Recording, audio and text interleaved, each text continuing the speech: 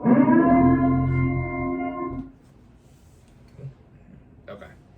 All right. First finance question. You ready? Mm-hmm. Let's get it. I gotta put that on the soundboard. Can I do that? Because I say that all the time. You live here and you can do what you want to do when it comes to Nah, I meant from a intellectual property standpoint. That's a Let's song. say let's get it. Nah, the Kendrick Lamar joint from Baby King. Let's get this. Have you heard this? No? I mean, Okay. yes, I have. I don't remember that particular soundbite. Okay. But like this. Anyways. All this stuff we took from other places. All right. I'm gonna do it. We're just gonna figure out if I'll let you know when I post the YouTube gonna video. cancel it or Yeah, not, whatever. I'll let you know. Okay. First finance question: how to set financial goals No, the one below for it. the new year? Oh, sorry. Yeah, Just kidding. it's both. It's both of them. Okay. Yeah, but read the one below it first. Okay. So, first finance question. Scratch that. How to budget accurately for Christmas presents. Shout out to, this is a listener question, by the way. Exactly. Shout out to, that boy Saxo Rose. Thanks, Tony. Yeah, we appreciate you, Tony. All right, so how do you budget act for Christmas presents? And then the next question underneath that is the one about that. Okay, so it's like a two-parter, yeah, right? And also, yeah, how to set financial goals for the new year, right? Yeah. Boom. So we're budgeting for Christmas presents, and we're also setting financial goals for the new year. Well, budgeting for Christmas presents would be what? So a financial goal for the new year. I mean, yeah. Now the issue is we half y'all can't afford some stuff. Go ahead, Cory. It's your time. My bad. I'm be quiet.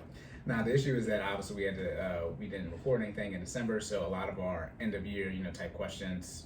Jordan did his New Year's stuff last year, so the timeliness of it. So that's why I added in the financial goals for the new year, because you can't budget for Christmas now because it's I mean, you can. Yeah. I'm talking about for the last. Yeah, I we feel would you. dropped it before.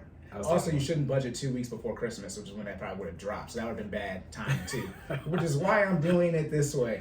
Okay, so how do you budget for Christmas / in general? How do you set financial and New Year's goals? Well, first thing you do is the budget. Please listen to episode 32 when I talk about how do you go on vacation and get out of debt at the same time. I'm not going to run down the whole budget stuff, but listen to one of these budget episodes. Right. But you would set your budget, and then you would figure out how much you want to spend on Christmas. So let's say you want to spend $600 on Christmas, which most of y'all probably shouldn't be spending. But let's just say that for easy math, right? So you got 12 months, okay? And that's $50 a month that you would save. That's essentially the sinking fund aspect of things. You put away $50 a month to an account, and then you look up in December, and you'll have $500. Wait, what did I say? Yeah, $500. Wait, no, $600. Yeah, I'm getting my 50s and 5 hold on. and Do you want me 6. to check? What'd you say? Nah, 12, How much a month? 50. 12 times 5 is 60. I'm okay. Okay. All right.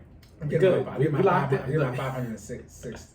5, 5, 6, 6. What? You know I can't do math, but I was going to check. All right, look, you do that. 12 times 5 is 60. Do the damn budget, y'all. It's like now. But you would put a certain amount of money away a month, and you attack that goal from that aspect. Part of the issue is people let things like Christmas, anniversaries, birth. Anniversary means a recurrent date. So you let anniversary type things just sneak up on you. Christmas is the same time every year. Okay. Anniversaries don't sneak up on you. Y'all need to take some account anyways. Go ahead. Y'all anniversary the same day every year. So it's Christmas. That's an anniversary. An anniversary is something that repeats. So yeah. Christmas is an anniversary. Holidays are anniversaries. But for those of you who act like Christmas shows up, at a different time every year, like it's not the 25th of December every year, that's on you. Part of the issue might be you're spending too much money, or that you be getting FOMO and peer pressure. Like I got this damn hoodie on. You be getting peer pressure. You be getting peer pressure into buying gifts for people. Not even in general. Let's assume you're buying gifts for people who actually help you with your life. Don't get me started on you buying gifts for people who shouldn't be in your life anymore. That's a completely different issue. No, God! No, God, please, no! No! No! No! That's how I feel when you talk about who you be buying Christmas gifts for. I'm like, for what? Listen. I'd be like, no, please don't do that anymore. So that's what you do. You would figure out smart, specific measures. I'm gonna let Cory finish because y'all don't even want to know what my ruling on Christmas is.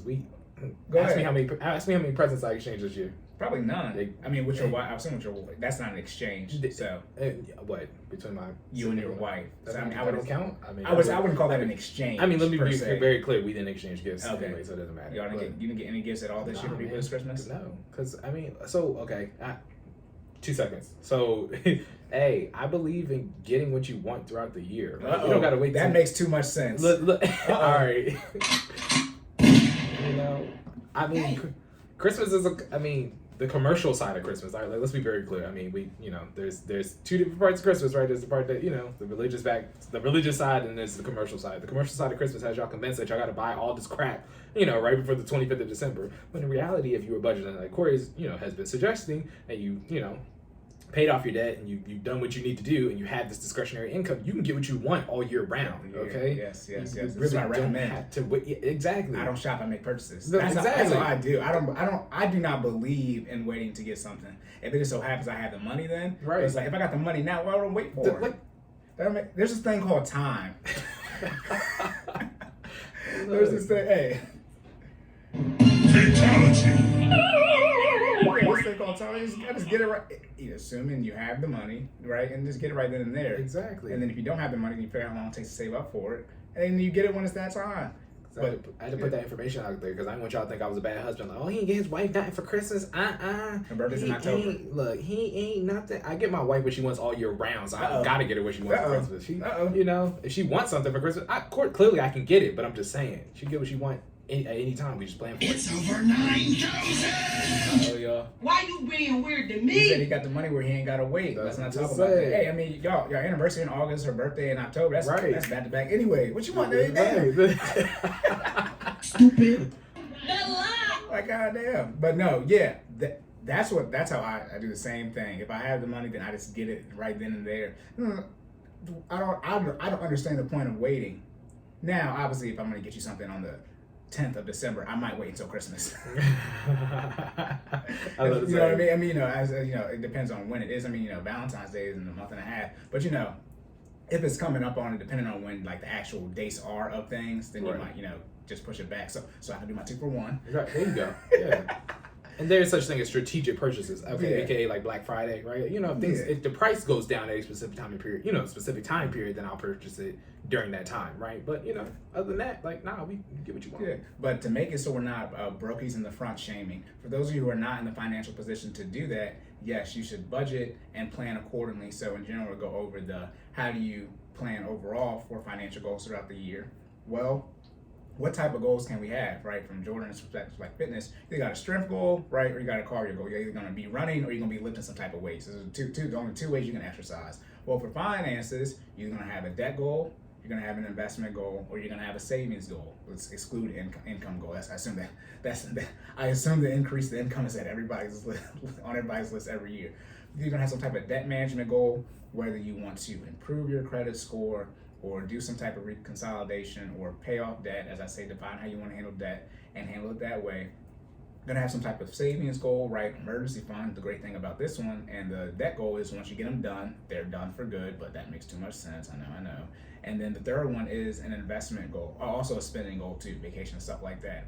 And you figure out how much money you got. Like I said, you do your budget, right? Your income, you subtract all of your bills and everything else, and that's your outgoing, you got a certain amount of money left over. So if you only have $1,000 a month, so I'm gonna trick up my 550 here. If you only have $1,000 a month left over, you got $10,000 worth of goals you can hit this year.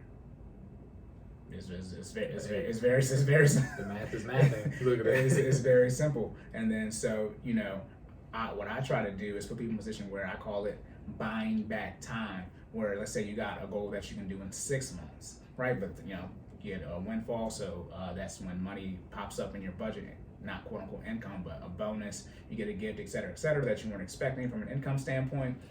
And you can use that to accelerate your goals, or as I say, AKA buy back time. Because now if we're gonna do something that's gonna take, let's say 6 months, right? And we're able to get it done in 4, that May and June budget that we have, let's say it was $100, you get that money back into your budget. And then so you can reallocate that somewhere. That goes back to about going on vacation and stuff like that.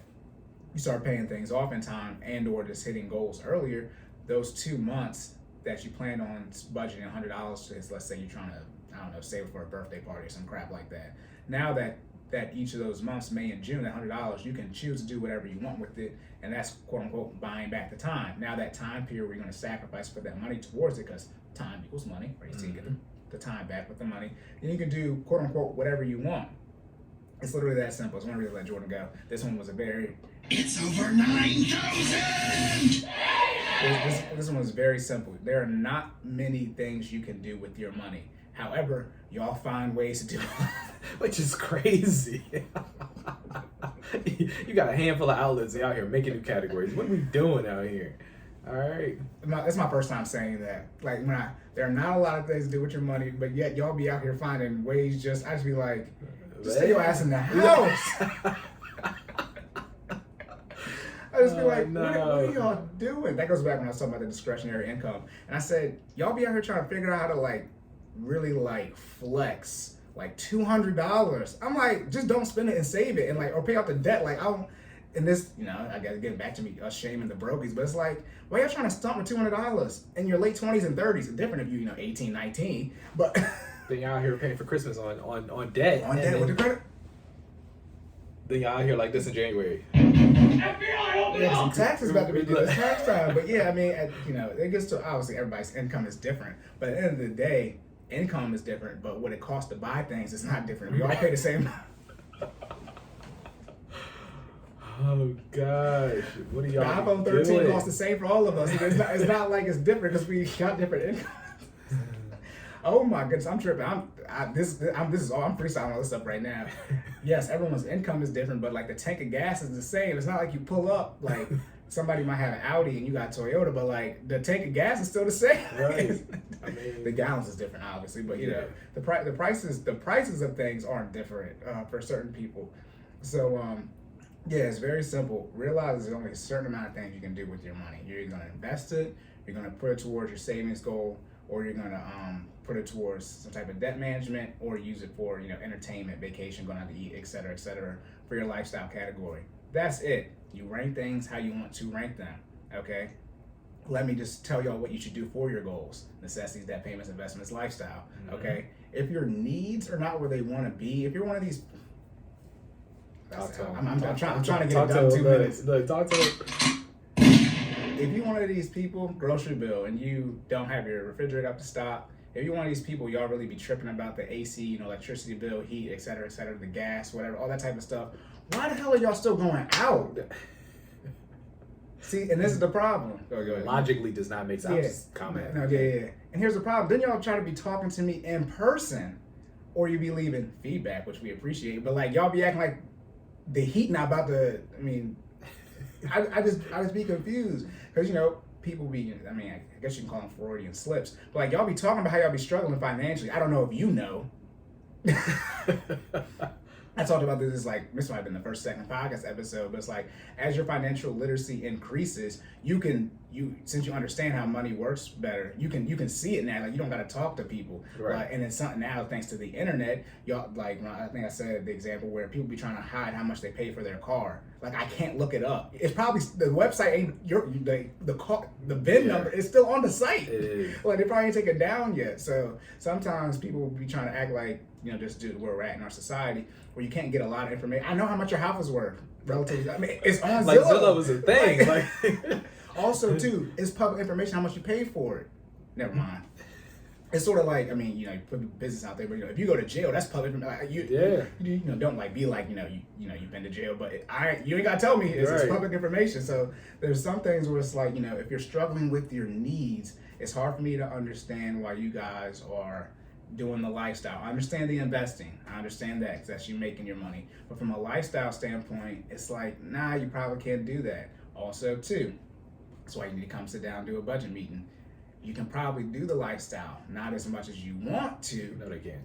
Because they want to go, they want to go to Ruth Chris instead of Applebee's. Like that's. Oh, that's what I was about to say. Yes, it's not the dollar amount, right? Yeah, but acting like this tea for 20 ain't fire. Okay, stop playing with me. Anyways, I'm done. No, you're good. I'm thinking. I think all of my y'all decided to stop investing. I didn't tell you to. We all decided to stop doing the investment. I think all of my clients still do the investing and getting out of debt at the same time, and the lifestyle. Well, let's put it this way. I never actually. Yours never turned on. Yeah. Okay. Yeah. So that's how that works. But I mean, most of you probably can, like from a hit goals timeline, still live your life, etc. So you probably can do it. It's just like Jordan said, you want to go to Ruth Chris instead of Applebee's. You probably also. Listen, I meant to say this about the debt stuff. I mean, with the vacation, y'all want to do like too many little things and don't realize how much it adds up. That's usually in the form of eating out. But it's like you can go on vacation and get out of debt at the same time. This is when you remember stuff after you say it. Right. This is episode 32 information. You can get out of debt and go on vacation at the same time. The issue is like you also want to go out to eat like twice a week. Right. Like the 3 months leading up before. Like you can't do that. Now you're bleeding money. Like so that it wasn't about the debt and vacation. It's those little $20-$30 here and there every 2 or 3 days that end up adding up on top of getting out of debt and going on vacation. That's where you end up getting screwed at. Right. So that's what I'm talking about, grinding, locking in. Like, don't spend no money this month. Like, why you just want to spend money to spend money? That's how you stay broke. And this is how we get. This is when we get to that section where health and finances are intercoupled. Guess what? You need to be healthy anyway. So stop taking your ass out to eat altogether because ain't nothing healthy. I don't want to say there's nothing healthy, but let's be honest. Y'all skip over the healthy section on all the menus and all the restaurants y'all be going to. Okay, so from a caloric intake standpoint, you need to go to the grocery store, which is financially efficient, right? You know what I mean? Get the stuff that you need. You know what I mean? Because groceries are, correct me if I'm wrong, groceries are at the top of the budget list, right? It's the very first thing you pay for. There you go, right? So, I recommend being fiscally responsible. You get your groceries, you go home, you cook, right? Not only are you being fiscally responsible, but you're probably, if you've gotten the right things at the store, you are now lowering your caloric intake, therefore creating caloric deficit, because half y'all need to lose weight, man. Not half, 75%. We're done. We're not in. All right. I just wanted to show y'all how things work, right? When you decide to better yourself, whether it's fiscally or, you know what I mean, fitness-wise, right? From a health standpoint, they're usually so tightly coupled where if you're paying attention and you're retaining the knowledge that we out here putting out for y'all, you do both at the same time, right? They like this. They handshake. I'm just mad the way you said it. I was like, because that's when you're like, it's half of y'all. And right. It's like, nah, it's actually exactly. Then it clicked on. I was like, nope, we know that number. 150% more than that. Yeah. It was like, oh damn. But now, to wrap up because we did go over the last few episodes. So I was gonna say, back to the grocery bill and stuff like that. The usually remark is, it's more expensive to eat healthier. Who cares? The issue is you're going out to eat. Yeah. Stop playing with me, y'all. Stupid. That's bullshit. It's BS. It is not more expensive to eat healthier. Stop going out to eat and put your eating out money in a grocery bill. Why is this hard? I don't be upset. I'm not upset. But then y'all say stupid things out loud, and it's like energy cannot be destroyed, only transferred. I'm not giving you stupid energy, but that energy is potent. It's over 9,000. And it's like, that's why I'd be like, what did you say? Like, what? You're talking about how expensive it is to eat healthy, yet you go out to eat and you drink and all these other things. Like, if you just take that money and put it into your grocery bill, it's like, no, it's cheaper. We ain't even get started on the alcohol, man. That's that's y'all money at the restaurants right there because y'all getting these drinks. You don't need, listen. Yeah, let me leave it at that. If you were drinking, at restaurants and you don't have no money, that's on you because everybody knows it's cheaper to go, to the store. Right. Like, so that's like the clear markup. And then I'm gonna just help y'all anyway. You trying to create that caloric deficit? Alcohol should be the first thing you cut out. I'm trying to tell y'all be surprised how much of y'all are drinking your calories away. And I'm not even just talking about alcohol. I'm just talking about drinks with sugar, and caloric value in them. Alcohol is at the top of the list. Don't do that, right? But then underneath that, you got your juices, which are anywhere from, usually from about 100 to 200 calories a cup. But y'all having 10 cups a week. Yeah, today's Sunday, okay? And you did the unlimited mimosas and you asking me and Jordan for help. You done messed up both ways. Exactly. We should have did the damn unlimited mimosas and then you don't need to be consuming that stuff. What are we talking about? See how it's coupled together? Stop drinking alcohol and save the $35 you pay for unlimited mimosas. Yeah, why do y'all do this to us? And by us, I just mean to put the energy out in the world in general. Then, like I said the last time, to wrap up, then we gotta go out here and pay more money in the taxes. Somebody had the example with the universal healthcare or whatever, and they use a car example, and it's like, why would I have to pay more on car insurance? Because you don't get your oil change done in time. Why does there have to be a longer wait at the hospital because you don't take care of your body? Stupid. All right, that's end of the episode. Because guess what? We was about to go way over time. We about to go for a whole another 20 minutes. We still have another episode to do. All so right. We're good to go. All right. So back to the fitness question about progressive overload. How is it and how can it be effectively used in workouts? Progressive overload is a process of putting